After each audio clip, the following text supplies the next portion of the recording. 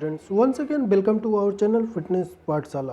Students आज मैं फिर से लेके आया हूँ आप सबके लिए class 12 physical education chapter number 5 children and women in sports का 4.1, 4.2 एंड 4.3। 4.1 जो है वो पार्ट 2 जिसमें हम डिस्कस करेंगे concept of correct posture standing and sitting, then advantage of correct posture, then causes of bad posture। इसके बारे में मैं आपको इस वीडियो में पार्ट 2 में एक्सप्लेन करने वाला हूं। तो स्टूडेंट्स उससे भी पहले अगर आप हमारे चैनल पर नए हैं तो सबसे पहले चैनल को लाइक एंड सब्सक्राइब करना बिल्कुल ना भूलें, फिटनेस पाठशाला को, साथ ही साथ बेल आइकन को प्रेस करें ताकि टाइम टू टाइम इस तरीके के वीडियोज आपको मिलते रहें। तो सबसे पहले हम बात कर लें concept of posture standing and sitting. तो concept of posture correct posture की बात करें, इसको हम डिफाइन करें तो फर्स्ट वन डिफिनीशन हम दे सकते हैं, good posture is one in which the body is so balance as to produce least fatigue. तो जो हमारा एक अच्छा पोस्चर होता है, जो हमारी बॉडी की जो अच्छी स्ट्रक्चर होता है, वो क्या करता है कि हमको एक बैलेंस यानी कि जल्दी बॉडी में जो बैलेंस एबिलिटी है उसे इम्प्रूव करता है। साथ ही साथ हमें जल्दी टायर्डनेस फील नहीं होती, लेस एनर्जी के साथ भी हम मैक्सिमम वर्क कर लेते हैं। ये हमारे अंदर कैपेबिलिटी डेवलप होती है, जो कंजप्शन है एनर्जी का वो मैक्सिमम मतलब थोड़ा सा रिड्यूज होता है, एक्स्ट्रा नहीं होता। तो ये फर्स्ट वन बेनिफिट है। तो good posture is one in which the body is so balance as to produce least fatigue, then that assume position which enables the body to perform or function effectively. अब क्या है कि ये एक ऐसी situation, एक ऐसी स्थिति होती है जो कि हमारी बॉडी को इनेबल्स करती है, योग्य बनाती है किसी भी एक्टिविटी या कार्य को करने के लिए, इफेक्टली आसानी के साथ परफॉर्म करने के लिए। देन थर्ड वन है there is no single best posture for all individuals at some general norms regarding postural position. तो ये कोई सिंगल पोस्चर आप किसी के इंडिविजुअल के लिए आप डिसाइड नहीं कर सकते कि यही पोस्चर होगा, लेकिन कुछ जनरल्स नॉर्म्स हैं जिसे हम फॉलो करके एक अच्छे पोस्चर को, एक गुड पोस्चर को प्राप्त कर सकते हैं। तो फर्स्ट वन है उसमें एक correct posture of standing, second one है करेक्ट पोस्चर ऑफ सिटिंग। तो करेक्ट पोस्चर ऑफ स्टैंडिंग की बात करें तो जैसा कि यहाँ पे आप वीडियोज में देख सकते हो, correct posture of standing A position in which the skeleton is held erect. तो यहाँ पे आप देख सकते हैं कि ये जो स्केलेटल मसल्स है हमारी, है ना, पूरी बॉडी जो स्केलेटल मसल्स है इसकी, वो क्या है एक सीधी लाइन में, एक स्ट्रेट लाइन में आपको दिखाई दे रही है ना, दिखता है। यहाँ भी देख सकते हो आप, यहाँ भी देख सकते हो। देन यानी कि जो भी बोन्स है आपकी वो प्रॉपर एनाटॉमिकल पोजीशन में ही है जैसा उनका होना चाहिए, तो वो आपकी बॉडी का करेक्ट पोस्चर कहलाता है। देन सेकेंड वन बात करें mechanically most favourable for transmission of body weight.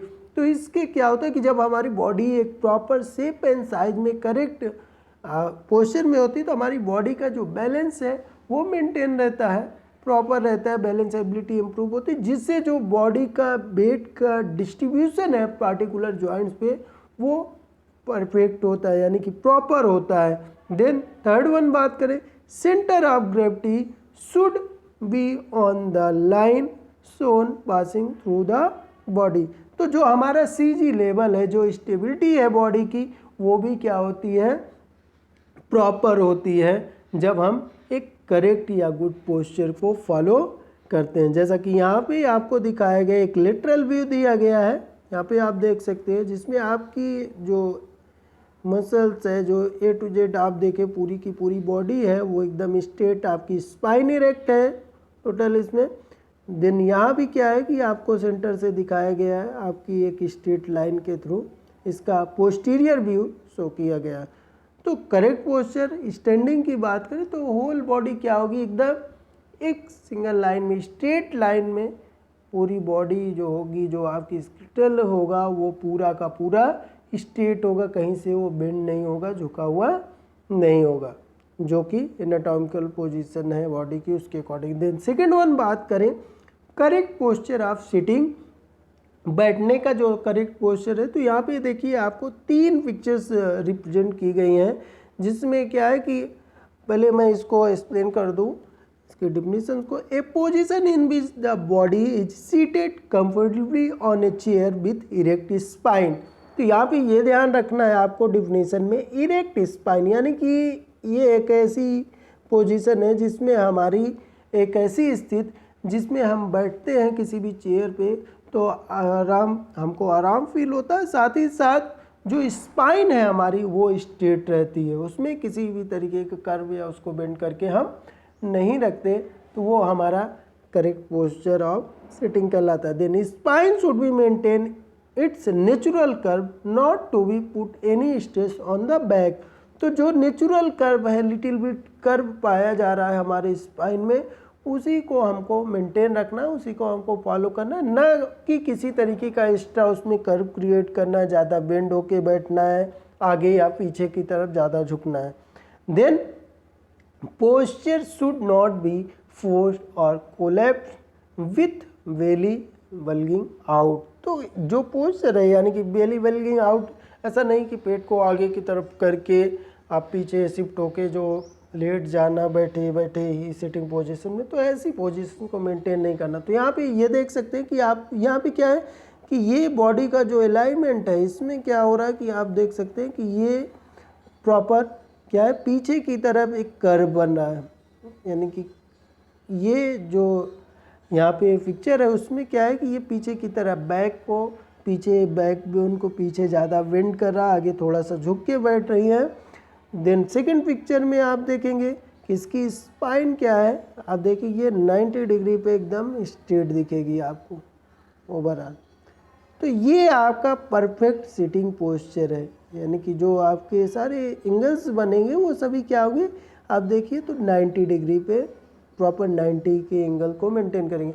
Then ये जो थर्ड वन पिक्चर है इसमें देखिए आप वेली को आगे की तरफ शिफ्ट किया गया, यानी कि जो आपका स्पाइन है वो अंदर की तरफ क्या किया जा रहा है, शिफ्ट किया जा रहा है। तो ये पेट थोड़ा सा आगे की तरफ शिफ्ट किया जा रहा है, तो ये भी क्या है और रॉन्ग है।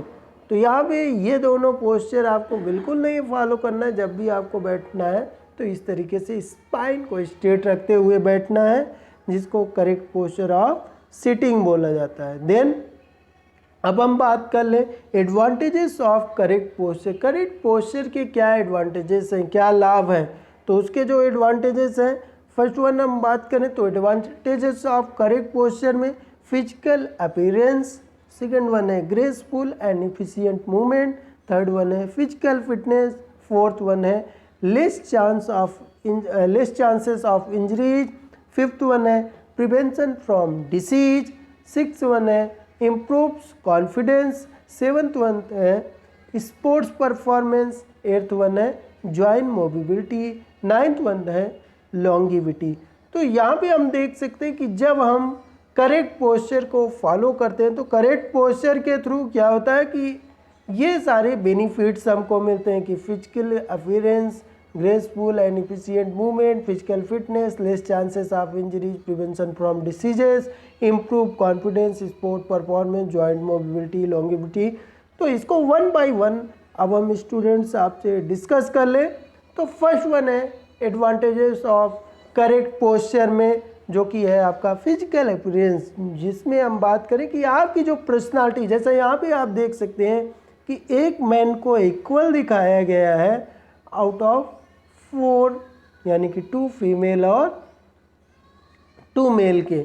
इट मीन्स इसको यहाँ पे देखिए आपको इसके थ्रू बैलेंस जो है ना, फिर भी एक ही मैन इस पे भारी पड़ा।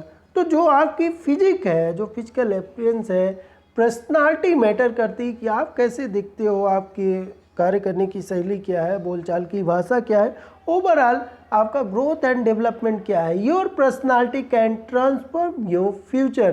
तो जैसी आपकी पर्सनालिटी होगी, जैसा आपका बिहेवियर होगा, जैसा आपकी वर्किंग स्टाइल होगी, जैसा आपका कैरेक्टर होगा, जैसी आपकी फिजिक होगी, ये सारी चीज़ें आपको सबसे अलग करती है, जो कि आपके फिजिकल अपीयरेंस में आता है। देन नेक्स्ट वन बात करें आप एडवांटेजेस ऑफ करेक्ट पोस्चर में, जो सेकंड वन है ग्रेसफुल एंड इफिशिएंट मूवमेंट। अब यहाँ पे देखिए कि आप वेट को लिफ्ट किया जा रहा है रिस्ट के थ्रू, है ना, तो ये रिस्ट को रोटेट करके लिफ्ट किया जा रहा है इनसाइड, जो कि यहाँ पे क्या है कि परफेक्ट, तो जो पार्टिकुलर जॉइंट्स है, जो मूवमेंट है ना, वो क्या होगा इसके थ्रू, जब आपकी बॉडी का पोस्चर करेक्ट होगा, यानी कि आपको जो रिस्ट जॉइंट है ना, तो वो अगर परफेक्ट मूवमेंट कर रहा, परफेक्ट मूवमेंट हो रहा उसके थ्रू, तो आपको उस मूवमेंट को किसी भी वेट को उठाने में या लिफ्ट करने में आपको कोई प्रॉब्लम ज़्यादा फेस नहीं करनी पड़ेगी और ना ही आपकी बॉडी में इंजरीज होगी। तो इसलिए ये भी मेन इम्पॉर्टेंट रोल प्ले करता है कि आपकी जो मूवमेंट है वो भी एफिशिएंट हो, तो वो थ्रू गुड पोस्चर ही होगा। अदरवाइज आपके यहाँ पे एल्बो में बहुत ज़्यादा फैट बढ़ जाए, एल्बो जॉइंट के पास या नी में, हैंड में, आर्म में आपके फैट ज़्यादा इंक्रीज हो जाए, तो आपकी जो मूवमेंट है वो प्रॉपर नॉर्मल नहीं होगा। तो इसलिए आपको क्या करना है, ये भी एक बेनिफिट्स आप देख सकते हो गुड पोस्चर का, कि इसके थ्रू आपको एफिशिएंट मूवमेंट करने में हेल्प मिलता है। Then physical fitness, physical fitness यानी कि शारीरिक जो दक्षता है, हमारी जो शारीरिक क्षमता है वो भी क्या होती है, इम्प्रूव होती है करेक्ट पोस्चर। कोई भी एक्टिविटी करनी हो, जैसा हमने पहले ही कहा था, गुड पोस्चर को डिफाइन किया था कि लेस एनर्जी के साथ आप मैक्सिमम वर्क कर लेते हो। तो यहाँ पे क्या है कि जो फिजिकल एफिशिएंसी है आपकी वो क्या होगी, लेस एनर्जी में ज़्यादा वर्क करने की वजह से इम्प्रूव हो जाएगी, क्योंकि कम एनर्जी के साथ आप ज़्यादा वर्कआउट कर लोगे, ज़्यादा एक्टिविटीज़ कर लोगे। तो जो फिजिकल फिटनेस है वो भी क्या होगी, करेक्ट पोस्चर के थ्रू इम्प्रूव होती है।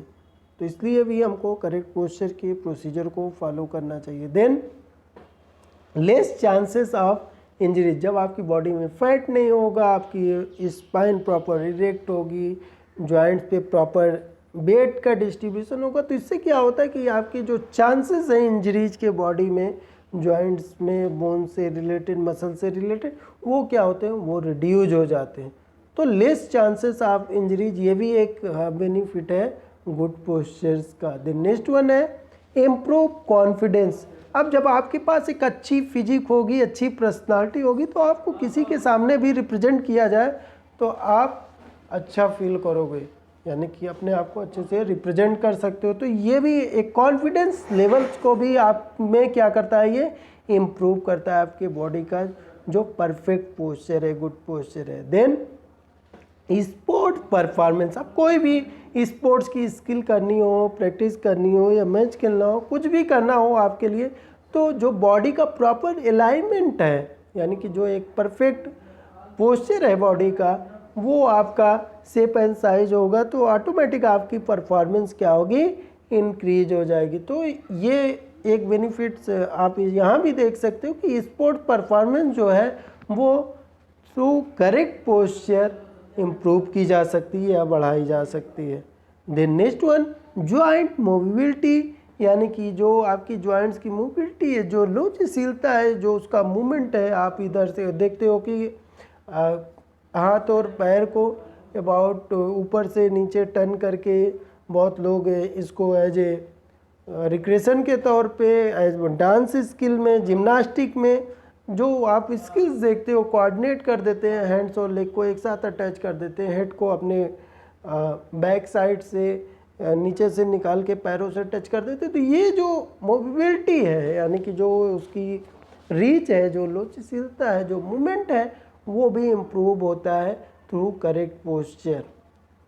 देन नेक्स्ट वन, इसमें हम बात करें स्टूडेंट, तो जो नेक्स्ट वन है लॉन्गेविटी। तो लॉन्गेविटी से मतलब है कि जो रीच है, उसकी जो पहुंच है, वो भी क्या होगी, इम्प्रूव होगी, वो भी पॉसिबल है गुड पोस्चर के थ्रू। देन नेक्स्ट वन है, अब इसमें 4.3 स्टूडेंट जो हम बात करेंगे कॉजेज ऑफ बैड पोस्चर के बारे में कि अभी तो हमने बात की गुड पोस्चर की, सिटिंग एंड स्टैंडिंग क्या होता है। देन अब कॉजेज ऑफ बैड पोस्चर का क्या कारण है।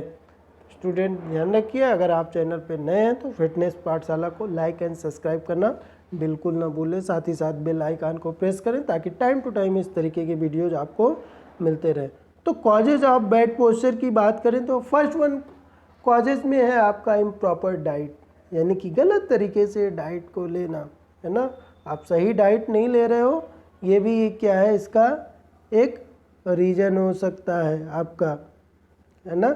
देन सेकेंड वन है डिसीजेस, किसी तरीके की आपकी चाहे वो लाइफ स्टाइल डिसीज हो या कोई भी डिसीज है, बीमारी है, रोग है, उसकी वजह से भी आपकी बॉडी का जो पोस्चर है वो गुड नहीं हो सकता। देन थर्ड वन है बाय बर्थ, ड्यूरिंग बर्थ, यानी कि किसी को पैरालिसिस है या कोई भी प्री बर्थ हो गई, उसकी वजह से उसके प्रॉपर ग्रोथ एंड डेवलपमेंट नहीं हुआ, उसकी बोन्स एंड मसल्स का, या जन्म से ही वो दिव्यांग पैदा हुआ कोई, तो बाय बर्थ भी एक रीज़न हो सकता है उसके बैड पोस्चर का। देन ड्यू टू एक्सीडेंट, कोई दुर्घटना हो जाती, कोई एक्सीडेंट हो जाता है, उस वजह से वो अपने बॉडी के किसी बॉडी पार्ट्स को उसमें डिफेक्ट हो जाता है, तो वो भी एक रीज़न है।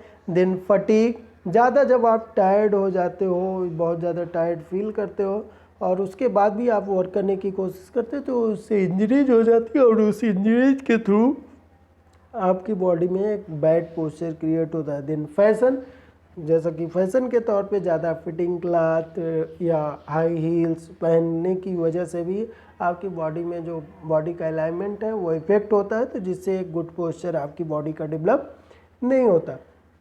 देन नेक्स्ट वन है डेलिकेसी एंड इमिटेशन, तो यानी कि कहीं ना कहीं जो हमारे डेलिकेट हैं किसी चीज़ को पहनने खाने की, जो फैशन के दिखावे में, वो भी इसका एक रीज़न हो सकता है। देन नेक्स्ट वन है lack of fresh air and rest, तो कहीं ना कहीं जो हमको प्रॉपर अमाउंट ऑक्सीजन का फ्रेश एयर नहीं मिल रहा है, हवाएं नहीं मिल रही शुद्ध, वो भी एक रीज़न है।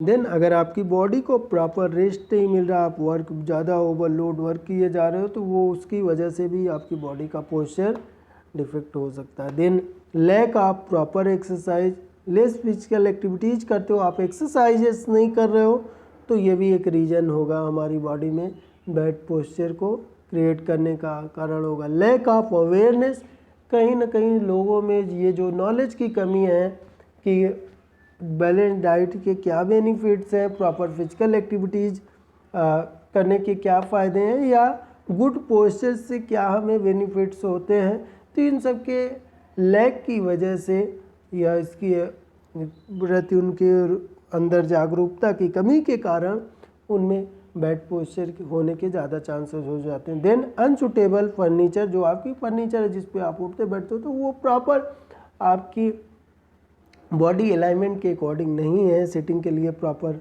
सुटेबल नहीं है, तो वो भी एक रीज़न होगा। देन ओबेसिटी, अगर आपकी बॉडी में फैट बहुत ज़्यादा बढ़ रहा, ओबेस हो रहे हो आप, तो वो एक रीज़न हो सकता है कॉजेज ऑफ बैड पोस्चर का। दिन बैड हैबिट्स, कोई भी गलत तरीके की आदत है, आपको ज़्यादा झुक के बैठने की या साइड में टर्न होके रहने की, या गलत तरीके से सोने उठने बैठने बोलने चालने की, तो वो भी एक रीज़न हो सकता है। Then improper way of carrying weight, गलत तरीके से जैसे वन शोल्डर पे बैग को कैरी करना या बहुत हैवी वेट को अपने स्पाइन पे बैक पे लिफ्ट करना उठाना कंटिन्यूसली, अगर उसको प्रोसेस में लाते हैं तो वो भी बहुत ज़्यादा रीज़न या कारण कह सकते हो आप बैड पोस्चर का। Then lack of rest and sleep, तो अगर आप प्रॉपर रेस्ट नहीं ले रहे हो, है ना, रिकवरी का टाइम नहीं दे रहे हो बॉडी को, और स्लीप आपकी नींद पूरी नहीं हो रही, तो वो भी एक रीज़न है। देन कुछ अदर्स रीजंस भी हो सकते हैं, जैसे टाइट फिटिंग कपड़े पहनना, है ना, गलत तरीके से हीयरिंग, किसी को प्रॉब्लम हो, है ना, तो उसकी वजह से वो सुनने के लिए थोड़ा सा कान को झुकाना, या ब्लाइंडनेस हो, तो ये सारे अदर्स रीजंस भी हो सकते हैं बहुत सारे, जो कि कॉजेज ऑफ बैड पोस्चर कहलाते हैं। Then effect of bad posture की बात कर ले तो बैड पोस्चर की क्या क्या इफेक्ट पड़ते हैं, तो फर्स्ट वन हम यहाँ पे देख सकते हैं नेक पेन यानी कि सर्वाइकल पेन होता है हमारी बॉडी में, ये जो थोरैसिक रीजन है यहाँ पे क्या होगा, हमको गले में दर्द होने लगता है जब हम प्रॉपर पोस्चर को फॉलो नहीं करते। देन लोअर बैक पेन, तो इस रीजन में भी हमको क्या होता है, लंबर रीजन में भी हमारे स्पाइन में पेन होने लगता है। देन थर्ड वन है आपका हेडेक, सिर दर्द होना भी स्वाभाविक है बैड पोस्चर की वजह से। देन आई स्ट्रेन, आँखों में जलन सी दर्द सा महसूस होता है आपके, तो वो भी एक बैड पोस्चर का रीजन है, उसके पीछे इफेक्ट है। देन डाइजेस्टिव प्रॉब्लम, जो भी आप खा रहे हो वो प्रॉपर डाइजेस्ट नहीं हो रहा है ना, मेटाबॉलिक प्रोसेस आपका स्लो है, तो उसके पीछे भी बैड पोस्चर हो सकता है आपकी बॉडी का। देन ब्रीथिंग डिफ़िकल्टीज, जो आपका रिस्पायरेटरी सिस्टम है वो प्रॉपर फंक्शन नहीं कर रहा है या एयर को कम कंज्यूम कर पा रहा है, तो ये भी एक रीज़न हो सकता है बैड पोस्चर का। देन स्टूडेंट्स, अब इसके बाद हम नेक्स्ट वन आपसे नेक्स्ट चैप्टर में थोड़ा सा मैं डिस्कस करूँगा कॉमन पोस्चरल डिफॉर्मिटी के बारे में। तो उससे पहले मैं थोड़ा सा इंट्रोडक्शन दे रहा हूँ, देन इसको इस टॉपिक को पूरा मैं जितना कवर्ड हो रहा है नहीं तो नेक्स्ट वीडियोज़ में मैं इसको पूरा कवर कर दूँगा। तो कॉमन पोस्चरल डिफॉर्मिटी की बात करें तो first one, common postural deformities spinal curvature and flat foot, knock knee, bow leg and rounded shoulder. तो स्टूडेंट सबसे पहले हम इसमें बात करेंगे आपसे स्पाइनल कर्वेचर यानी कि स्पाइन से रिलेटेड जो पोस्चरल डिफॉर्मिटी है उनको आज मैं इस वीडियोज़ में कवर करूँगा। देन नेक्स्ट वीडियोज़ में आपको मैं थर्ड वीडियोज़ में flat foot, knock knee, bow leg and rounded shoulder और उसके करेक्टिव एक्सरसाइजेस के बारे में एक्सप्लेन करूँगा। तो स्पाइनल कर्वेचर की बात करें तो स्पाइन कर्वेचर क्या है, deformity is related to spine. Spinal curvature की बात करें तो आप डिफाइन कर सकते हो ये किससे रिलेटेड है, आपकी स्पाइन से रिलेटेड है। तो स्पाइन में जो प्रॉब्लम्स आ रही है उसको हम स्पाइनल कर्वेचर की वजह से आ रही है वो हम कह सकते हैं। Then weak muscles cause the formation of spine curvature, तो जो आपकी मसल्स है, आपकी बॉडी की जो मसल्स हैं उनकी प्रॉपर ग्रोथ एंड डेवलपमेंट ना होने के कारण या उनमें प्रॉपर स्ट्रेंथ ना होने के कारण एक स्पाइनल कर्वेचर की स्थिति क्रिएट होती है, जो कि एक रीजन है। तो 3 टाइप्स ऑफ स्पाइनल कर्वेचर, 3 तरीके के स्पाइन के कर्वेचर पाए जाते हैं। फर्स्ट वन है काइफोसिस, सेकेंड वन है लोडोसिस, थर्ड वन है स्काइलोसिस। तो जैसा कि यहाँ पिक्चर्स में आप देख सकते हो, नॉर्मल स्पाइन हमारी क्या है, हल्का सा कर्व है, अदरवाइज ये टोटल स्ट्रेट है। लोडोसिस में क्या है कि लंबर रीजन में हमारी स्पाइन इनवर्ड कर्वेचर हो जा रहा है ना, और काइफोसिस में क्या है कि आउटवर्ड कर्वेचर पाया जा रहा है हमारी स्पाइन में थोरैसिक रीजन में। देन इसमें क्या है कि स्काइलोसिस में एस या सी शेप में हमारी स्पाइन कन्वर्ट हो जाती है, एस या सी शेप में लेटरल कर्वेचर पाया जाता है हमारी स्पाइन में। तो 1 बाय 1 मैं अब इनको एक्सप्लेन कर दूं आपके लिए।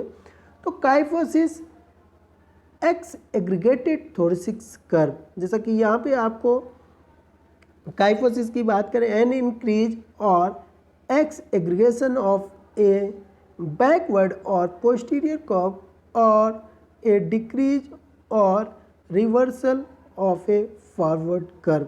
तो यहाँ पे जो आपकी नॉर्मल स्पाइन है, अगर इसे देखा जाए तो ये देख सकते हैं कि आपको लिटिल बिट कर्व होगा, बहुत नाम मात्र का, अदरवाइज ये स्ट्रेट है। लेकिन जो काइफोसिस स्पाइन है, काइफोटिक जो स्पाइन है, इसमें आप देखेंगे कि हम सा बन रहा है, कुबड़ सा बन रहा है थोरैसिक रीजन में, इस वाले पार्ट पे। इसी को हम क्या बोलते हैं, काइफोसिस। इसी को आप काइफोसिस नाम से जानते हो, यानी कि जो थोरैसिक रीजन में आपका बन जाता है एक हंच सा, एक हम्प सा, कुबड़ सा, उसी को हम काइफोसिस कहते हैं।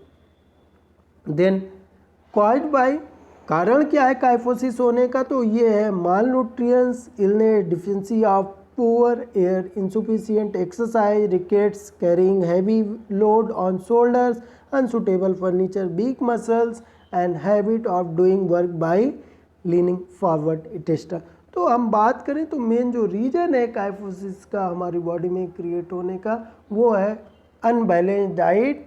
बीमारी हो सकती है, अनबैलेंस डाइट हो सकती है, सूखा रोग हो सकता है, भारी वेट को कैरी करना हमारे शोल्डर पे हो सकता है, या हमारी जो फर्नीचर है जिस पे हम उठते बैठते चेयर है वो सूटेबल नहीं है हमारी बॉडी अलाइनमेंट के अकॉर्डिंग। साथ ही साथ मसल्स का वीक होना या फॉरवर्ड बेंड होके बैठना, ये काइफोसिस का मेन रीजन है। देन प्रिकॉशंस क्या कर सकते हैं इसके लिए हम काइफोसिस के लिए? From the very beginning appropriate posture of sitting, standing and walking should be paid attention. तो जैसे ही स्टार्टिंग में शुरुआत में ही हमको लगता है तो हमको क्या करना है कि जो हमारी स्टैंडिंग, सिटिंग एंड वॉकिंग का प्रॉपर एक गुड पोस्चर है उसे फॉलो करके हम इस प्रॉब्लम से बच सकते हैं या इसे अवॉइड कर सकते हैं। देन नेक्स्ट वन बात करें स्टूडेंट लोडोसिस की, जो कि आपके लंबर रीजन में क्या मिल रहा है? इनवर्ड कर्वेचर मिल रहा है ना। तो इनवर्ड कर्वेचर ऑफ स्पाइन, आप इतना ही लिख के इसको डिफाइन कर सकते हो लोडोसिस को, है ना। फर्स्ट वन डिफिनीशन क्या दे सकते हो आप? Lordosis it is a inward curvature of spine in the lumbar region. Second one it is an increase forward curve in the lumbar region, यानी कि आप देख सकते हैं यहाँ पे पहले ही मैंने कहा कि ये फॉरवर्ड कर्व पाया जा रहा है आपकी कहाँ पे? वो भी लंबर रीजन पे जहाँ पे हम बेल्ट लगाते हैं उसी के पीछे। It creates problem in standing and walking, the body seems to be stiff. तो इसके थ्रू क्या होता है कि हमारी बॉडी में थोड़ी सी स्टिफनेस फील होती है, साथ ही साथ हमको वॉक करने, चलने फिरने में भी, टहलने में भी प्रॉब्लम्स फेस करना होता है। Then can be corrected in an early stage. अगर आपको इसको चाहिए कि आप इस प्रॉब्लम में ना फंसे, इस प्रॉब्लम्स को रिड्यूस किया जाए, तो जैसे ही स्टार्टिंग है अर्ली स्टेज में ही इसको आपको क्या करना होगा? इसके प्रिकॉशंस फॉलो करने होंगे। कॉज्ड बाय इनबैलेंस डाइट, तो जो इसके पीछे रीजन है वो क्या है कि संतुलित भोजन करना लेना, असंतुलित भोजन लेना, इन प्रॉपर इन्वायरमेंट, जो आपका इन्वायरमेंट है चाहे वो वर्क के कारण हो या कोई भी इशू हो उसके पीछे, वो आपकी बॉडी के लिए परफेक्ट ना हो, प्रॉपर ना हो। Then obesity and disease affecting vertebra and spinal muscles, तो ज़्यादा ओबेस हो रहे हो तो जो ओबेस पर्सन है जिनकी बॉडी में फैट ज़्यादा है तो उनके लिए भी ये चांसेस ज़्यादा है, या आपकी स्पाइन की जो मसल्स हैं वो वीक हैं, कमज़ोर हैं, तो वो वीक रीजन हो सकता है। देन नेक्स्ट वन बात करें स्टूडेंट, थर्ड वन जो स्पाइनल रिलेटेड पोस्चरल डिफॉर्मिटी है वो है आपकी स्काइलोसिस। स्काइलोसिस की फर्स्ट वन डिफिनीशन की बात कर लें, postural adaptation of the spine in lateral position. इसमें क्या देखेंगे कि आप लेटरल यानी कि साइड वेज कर्वेचर आपको मिलेगा ऐसी शेप में। देन नेक्स्ट वन है स्काइलोसिस मीन्स बेंडिंग, ट्विस्टिंग और रोटेटिंग। तो आपकी बॉडी इसमें क्या होगी? स्पाइन क्या होगी? एस या सी शेप में कन्वर्ट हो जाएगी, कर्वेचर पाया जाएगा। Scoliotic curves are defined in terms of their convexity. तो बात करें caused by disease is in the joints of bones, तो अगर आपके बोन्स की जॉइंट से रिलेटेड कोई, जोड़ से रिलेटेड कोई आपको डिसीज है, प्रॉब्लम है, तो वो इसका एक रीज़न हो सकता है। अंडर डेवलप्ड लेग्स, आपके जो लेग्स हैं, पैर्स हैं, उनका प्रॉपर ग्रोथ एंड डेवलपमेंट नहीं हुआ तो वो हो सकता है। इन्फेंटाइल पैरालिसिस, रिकेट्स, कॉग्निशनल और acquired abnormalities of vertebra muscles और नर्व। तो ये वेरियस रीजन्स हो सकते हैं, कारण हो सकते हैं जिसके कारण आपकी स्पाइन स्काइलोसिस में कवर्ड हो सकती, कन्वर्ट हो सकती है।